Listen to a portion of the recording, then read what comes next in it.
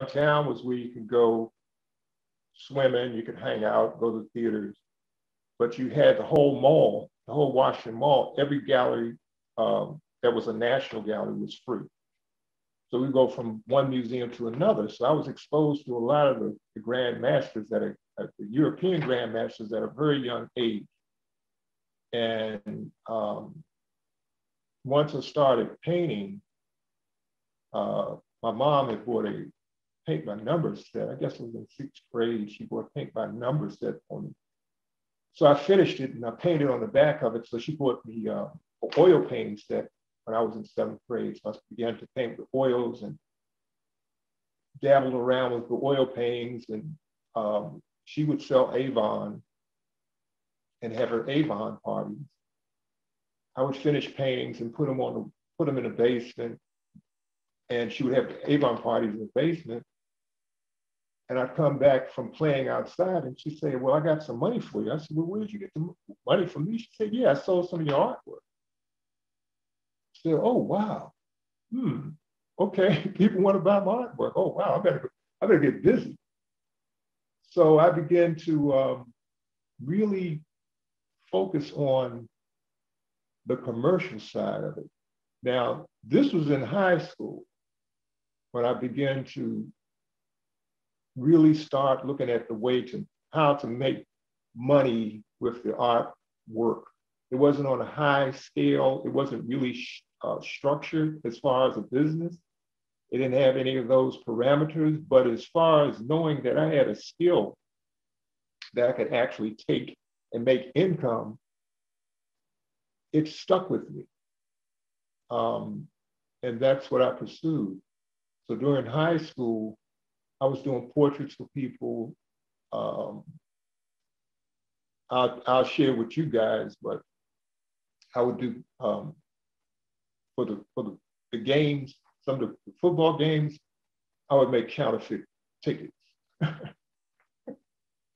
and sell them. So that's out the bag. But yeah, in high school, I had one good art teacher, Mr. Smith. Mr. Smith was cool. He reminded me of Walt Disney. And Mr. Smith had got me a scholarship to go to two colleges in Maryland. One was the Maryland Institute College of Art in Baltimore. The other one was the College of Art and Design, which was in, I think, Silver Spring, Bethesda area. But I wasn't able to go because I didn't have transportation. There was five kids in my family, and my parents worked hard to keep us all comfortable, new home. And my grandmother lived with us. My father's mom would live with us, so she would stay home and babysit for us until they got home from work. So it was pretty tight as far as finances. So instead of going to those colleges, I went to Prince George's Community College. But I was very fortunate. They had an excellent art department and some dynamite professors. One was Joe Mayer, who was a commercial art teacher and advertising art teacher. And there was Jim Thorpe, who was an illustrator. And he came from, he lived in Germany, I guess for about 10 years. So let's see. I went to college and I studied with Joe Mayer first, advertising, illustration, and commercial art. And I took a couple of drawing classes, and I took a painting one class. But I was very interested in commercial art because I learned the commercial aspects of the business, the art business. During that time period, I was working at night in the United States Postal Service as a clerk. So I would get up early in the morning, 6:30 in the morning. I had no car, so I would hitchhike or ride my bicycle to PG Community College, which was about 5 miles from my parents' house. So I ride my bike or hitchhike. And I didn't have ample art supplies because at the age of 18, I had a child. So I had to take care of that child, make sure that my daughter was taken care of. So I didn't have the proper art supplies. And one day we did a critique. And Joe Mayer, my professor, told me, he said, Hampton, I want to talk to you after class. He said, I really love your work. You do excellent work, but your tools are shoddy. What's going on? How come you don't have the proper tools? I had to fess up and I told him I don't have the money. So he said, well, I want to see you after class, tomorrow after class. And I said, oh boy, here we go.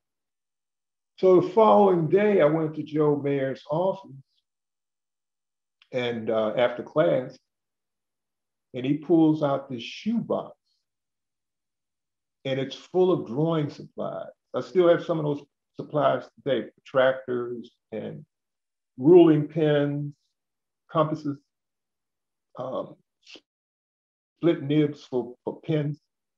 And he gave me that box of art supplies. And he said, Hampton, I want you to continue to do what you're doing. This is a leg up. And that stuck in my heart.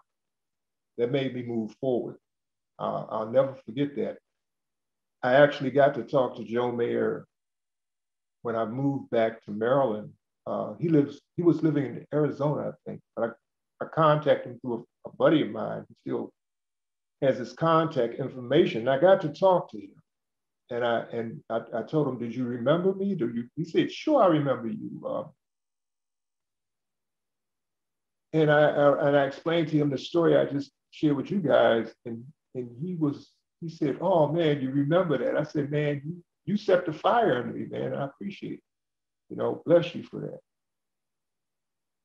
that. And after that session in college, I went out and decided to go into the world as an artist. And I was still working at the post office at night. So I pounded the sidewalks and I looked for places to exhibit. And the fine art world was very limited to an African American during the early 70s. It was hard to find a place that I could actually exhibit my work and get the attention I needed once I left college. So I was exhibiting in clubs, bars, the park, anywhere I could set up my easel and my artwork, people's backyards, people's basements.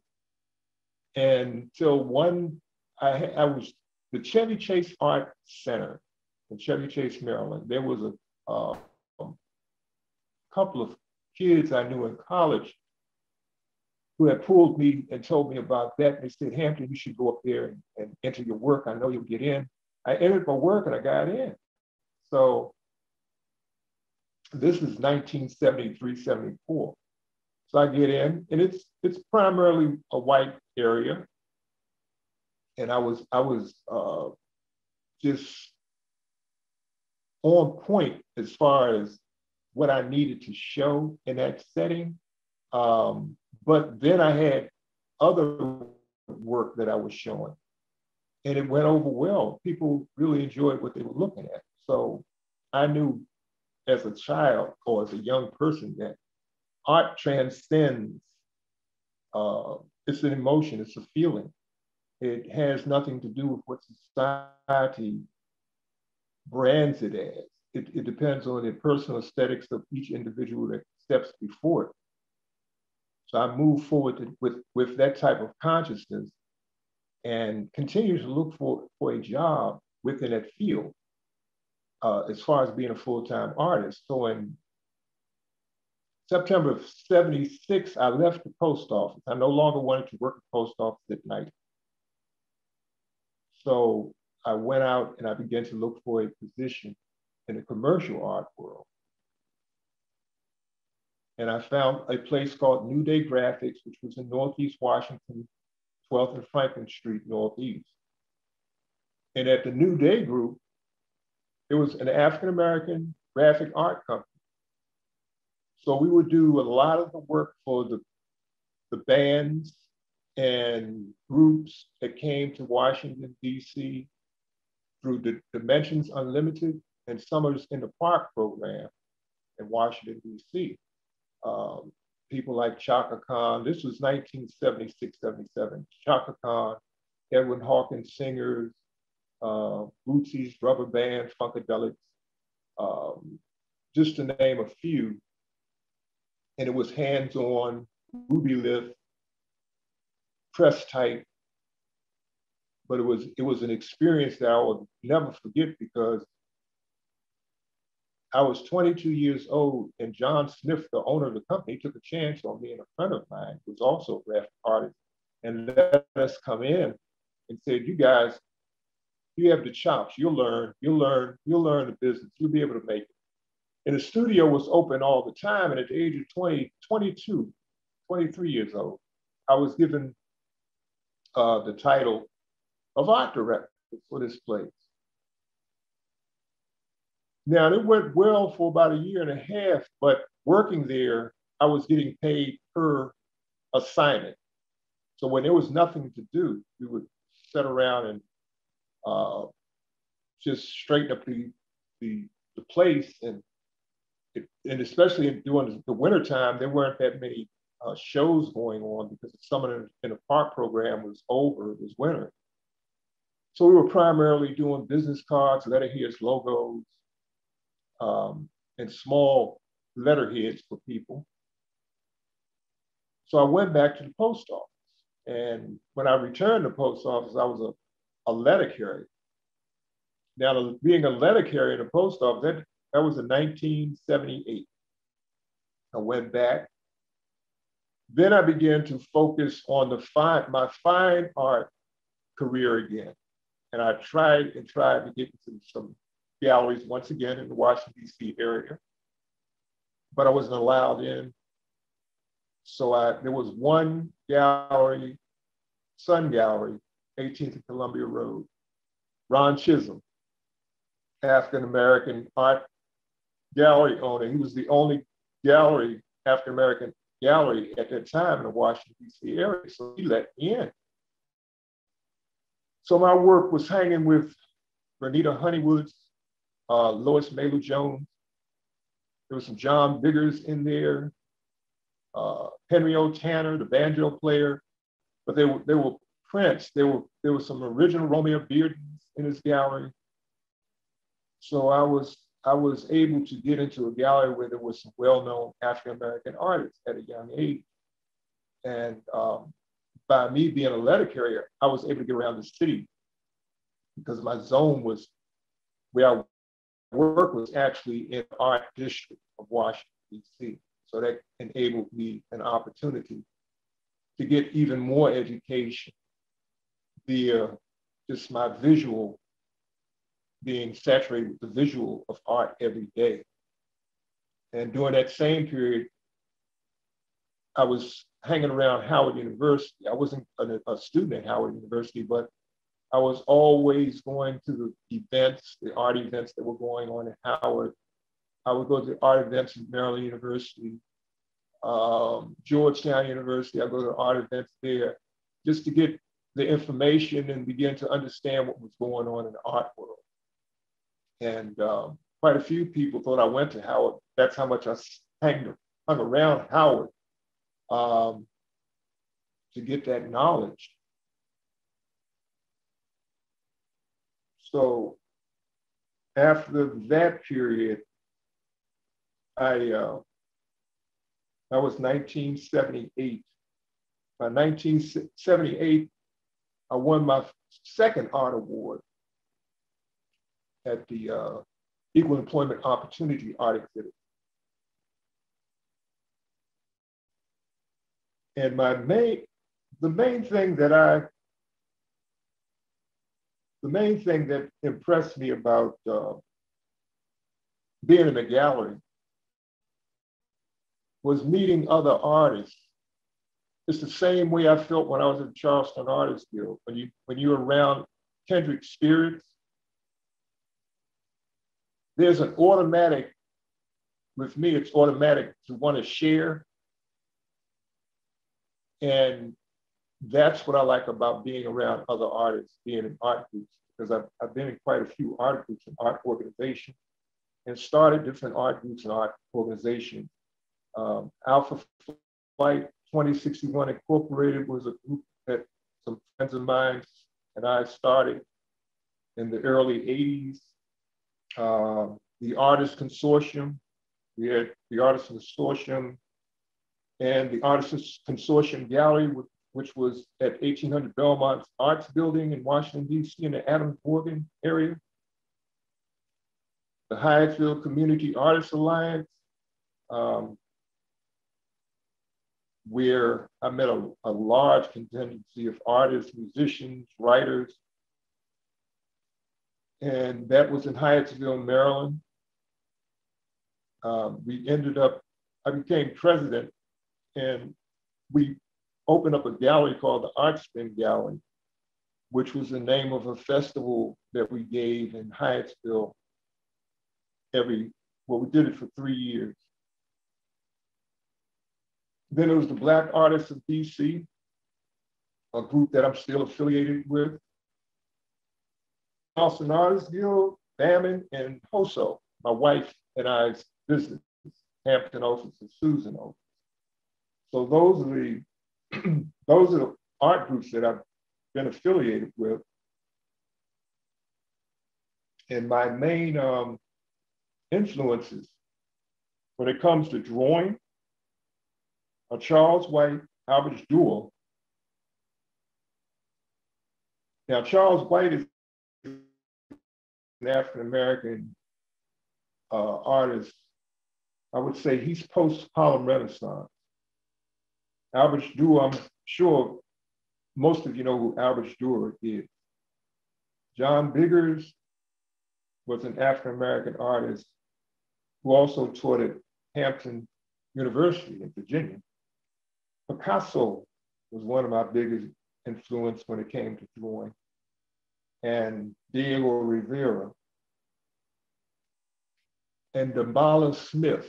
Dambala Smith was an African-American artist who had I would call a futuristic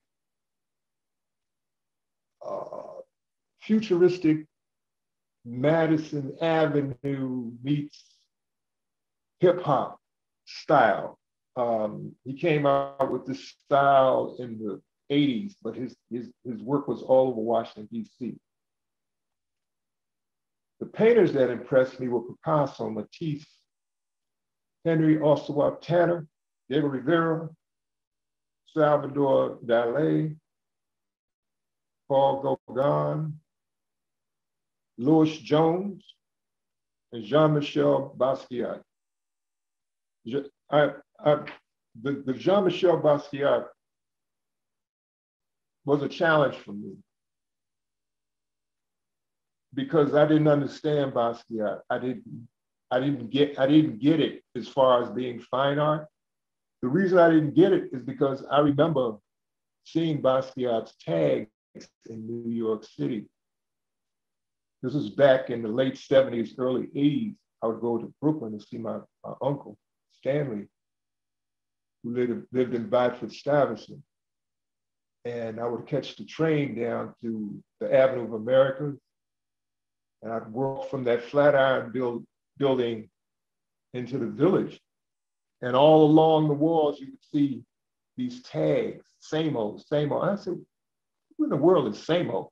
These skulls, these drawings of these wild skulls. And I said, what is this crazy stuff? So this was 1977, 78. And when I went back home, there were a couple of guys in my neighborhood. One was Roderick Flowers. He was a fashion designer. Mind you, he was a young fashion designer. And he went to Pratt Institute.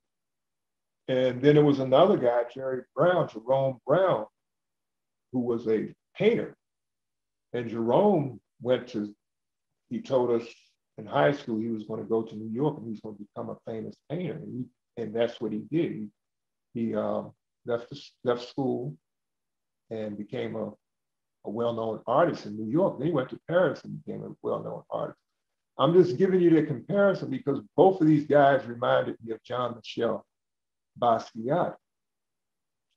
So when I saw Basquiat's paintings, I never saw his paintings on canvas before, but I saw his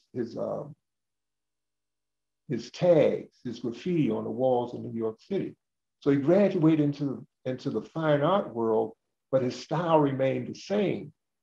His language, I had to learn his language because I didn't understand what he was doing. It's sort of like Charlie Parker playing his saxophone for the first time and your ears are new to you and you really don't understand what this guy is doing. So I had to decipher Basquiat's method of painting.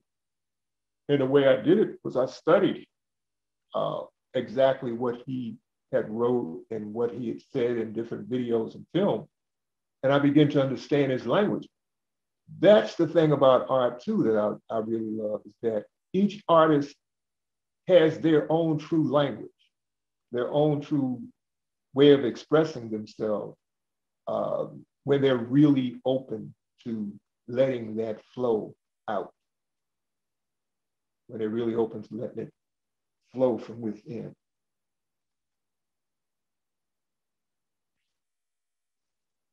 So now what I'm going to do is share some of my artwork with you. Now bear with me because I don't have a camera that pans. I'm going to have to position this easel in place. So I'm going to move this piece from in front of my picture to a painting or drawing.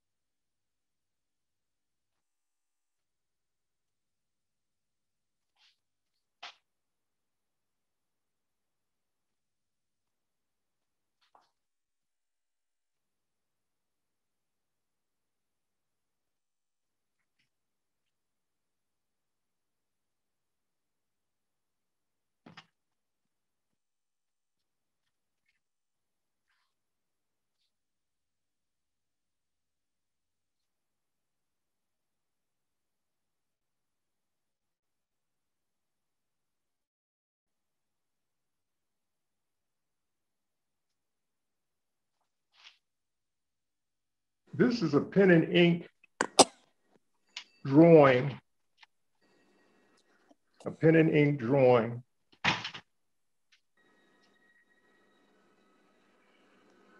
with colored pencil.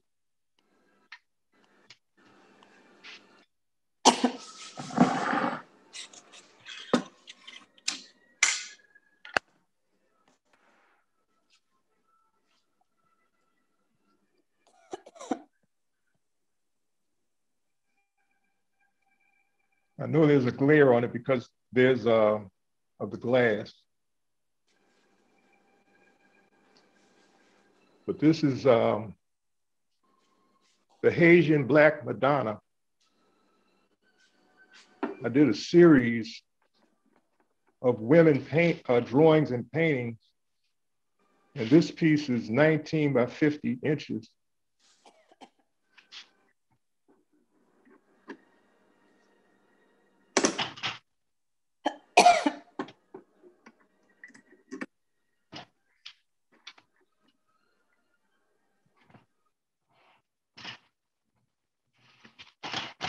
This is a pen and ink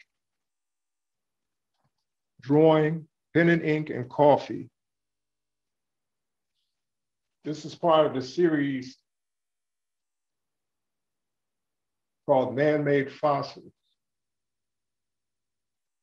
I've been working on this series called Man-Made Fossils, I guess now for 15 years.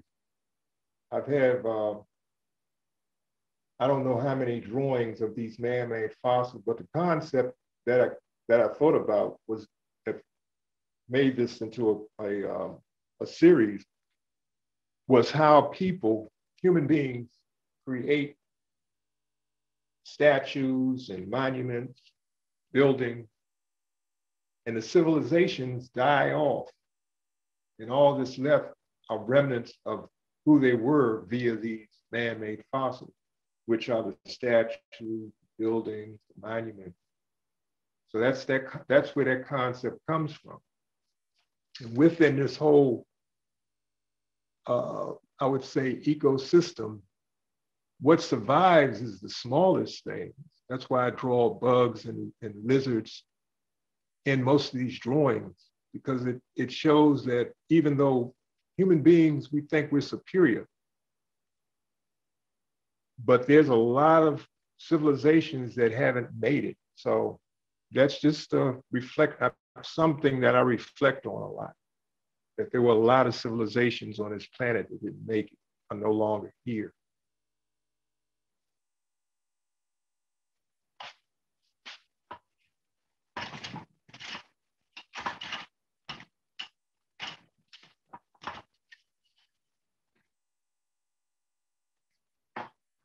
This piece is called Caught Up in the Past.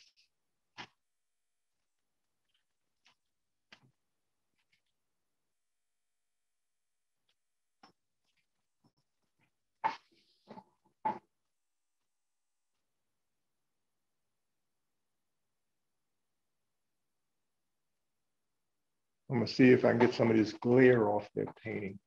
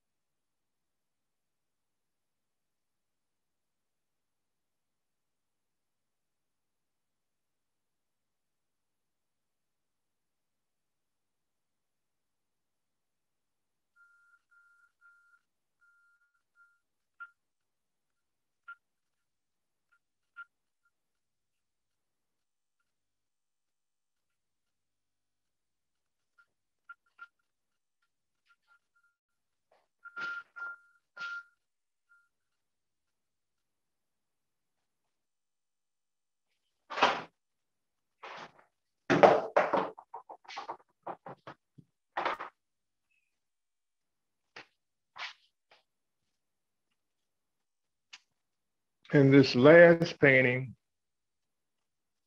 is a series I've been working on for a while also. It's called Tree People.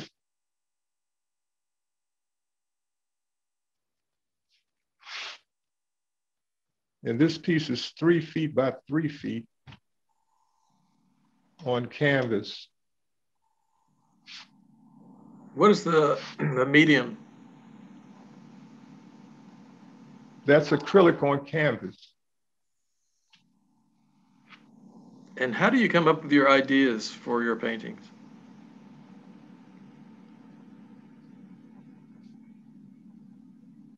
Well, it's mainly a lot of the ideas that I come up with for each painting are things that I think about. Some of it, like this, the Tree People, it's related to our human beings' relationship to trees. And in thinking about it,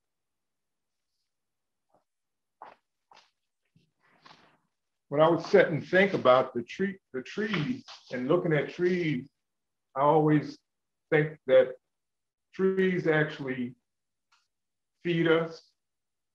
They give us shade. They shelter us because we use the wood. And our bodies also feed the trees. When they bury people in the ground, the body becomes decomposed and becomes part of the tree.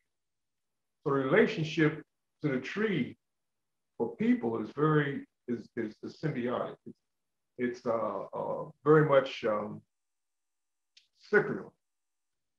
So that's why I think about the trees, and trees give off oxygen when we give off carbon monoxide.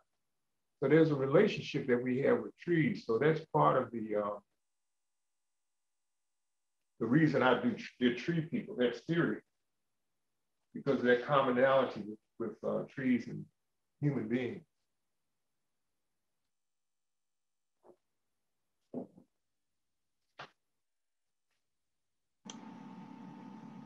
How long does it take you to do a painting like this? It takes, I would say, 3 months, because with this type of painting, I don't use a model. I may have a small sketch, thumbnail sketch, and sketches, black and white sketches that I have, and that's it. That's what I go from, because most of it is improvised as I begin to work on it. It's not fully thought out. Now the color and the composition are fully thought out. I think about the color. I think about the composition. I wish the color was better, but this tablet really doesn't have good color. So you really don't see the strong colors in the photograph or the image. Do you do more drawings than paintings? I do a lot of drawing. I love to draw. I have tons of drawings. I was working on a drawing while I was talking. That's part of the Tree People series.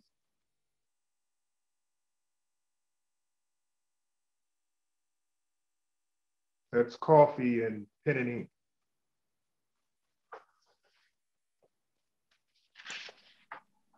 Can you tell us about your paints that you use, your brushes? I use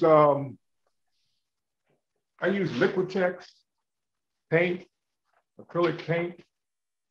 I try to stay away. I don't, well, oil paint, I really haven't painted with oils in about 10 years because of allergies. So I use, try to stay away from solvents. So I use mainly acrylic paint. My brushes, I use different types of brushes. I use natural brushes. I use synthetic brushes, palette knives, sponges, unconventional materials, dirt, grease, anything that would make a mark with some of the artwork. My abstracts or mixed media pieces are very involved. They have a lot of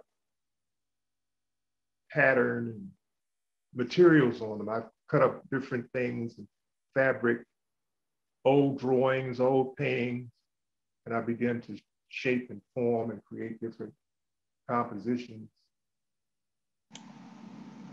Julie Glass says, marvelous. Thank you for sharing your deep thinking and wonderful work. And Carla Brown wants to know how you use coffee in your paintings and your drawings. Well, Rainier Lyles, the Cuban artist, we did a show, I guess it was 2014, 2012. It had to be 2014 at the City Gallery.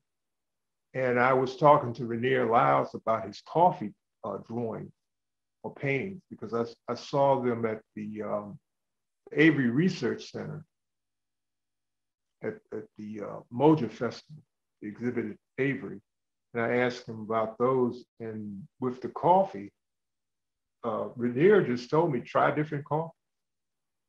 You know, so that's what I did. I went out and I don't drink coffee. My wife drinks coffee. So she tries different coffees, and I just take the grinds and brew it up, and play with it. So it's a nice medium. I like coffee. I like coffee paintings because of the sepia tone. The tonalities of the sepia that you get, or the brownish tones and tans that you get, it varies from coffee to coffee. So you do see variation, subtleties. Some of them have a nice golden tone to them, and other ones have a dirt, earthy tone. So you get variation. Then some of them are very dark and some of them kind of light. And you can mix them up within the painting when you're working. And within those coffee paintings, I also use ink, black ink, India ink, for my darkest darks. I'll mix some of the coffee and the ink together and work it that way. Yeah, Rainier was one of our last presenters at one of the last meetings. Has a studio in Miami. Yeah. I think he still does coffee paintings. Mm-hmm. Yeah, we stay in touch on Instagram. Yeah. Well, since leaving the Charleston area, when I moved back to Maryland, I'm in Great Mills, Maryland, which is in southern Maryland. I'm at the southernest point in Maryland, and I'm not too far from Virginia. I'm right at the Chesapeake Bay. And when I moved back to Maryland, after being in Charleston it was close to 8 years, I came back as a unknown. I didn't know any gallery owners or anything in the DC area because it had changed. The whole area had changed. So I was out looking for galleries, and now I'm in 3 galleries in the DC area. I'm in a gallery in Cleveland, one in California, and one in Nevada, Las Vegas, Nevada. So that's happened within 4 years.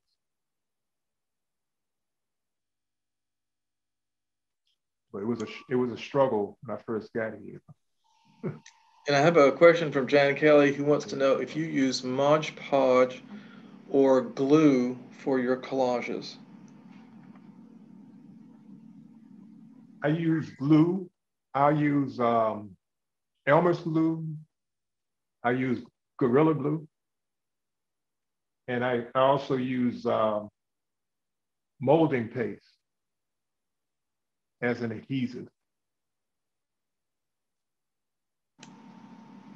Those Were there are any things that I use? Yeah. I mixed it. Mm-hmm. Are there any more questions for Hampton?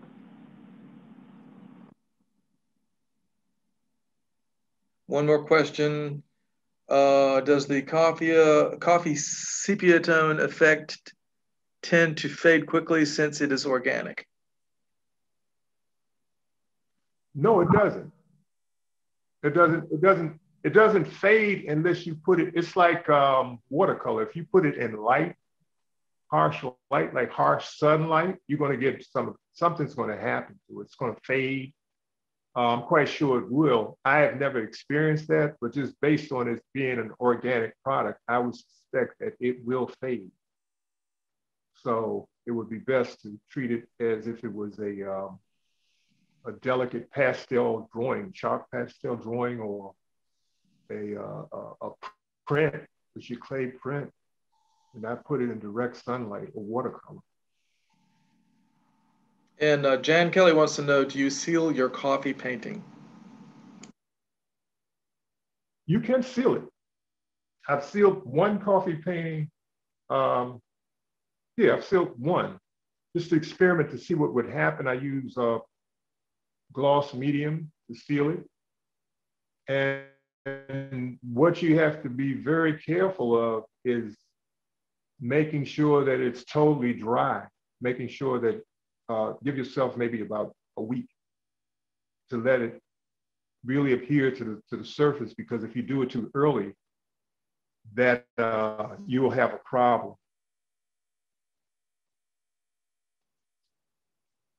because the gloss will actually begin to pull that coffee up off the paper once it dries.